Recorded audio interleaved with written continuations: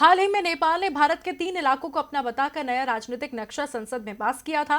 भारत के साथ जमीन विवाद को लेकर नेपाल ने खूब बयानबाजी भी की। नेपाल अब भारत को अपना सबसे बड़ा विरोधी मानने लगा है। लेकिन क्या आप जानते हैं कि नेपाल के एक गांव पर चीन ने 3 सालों से कब्जा कर रखा है और नेपाल सरकार पूरे मामले पर चुप्पी साधे बैठी है। एक रिपोर्ट देखिए।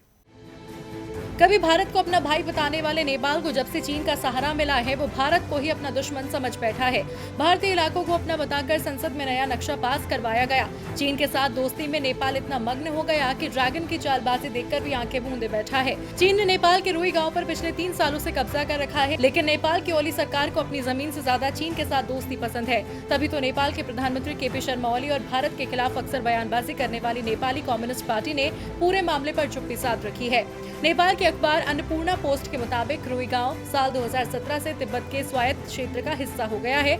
इस गांव में अभी 72 घर हैं। रुई गांव अभी भी नेपाल के मानचित्र में तो है, लेकिन वहां पूरी तरह से चीन का कब्जा हो गया है। रुई गांव की सीमा पर लगे खंभों को अतिक्रमण को वैध बनाने के लिए हटा दिया गया है। वहीं नेपाली इतिहासकार रमेश धुंगल की माने तो रुई और तेईगा गाँव साल 2017 तक गोरखा जिले के उत्तरी भाग थे और रुई गाँव को नेपाल ने न ही किसी लड़ाई में खोया है, न ही किसी समझौते के आधार पर।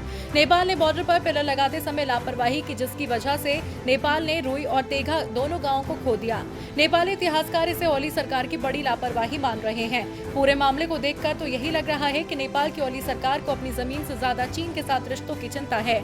इसीलिए उसने एक तरह से अपनी जमीन पर चीन को अतिक्रमण करने की खुली छूट दे रखी है। टीवी लाइव की रिपोर्ट।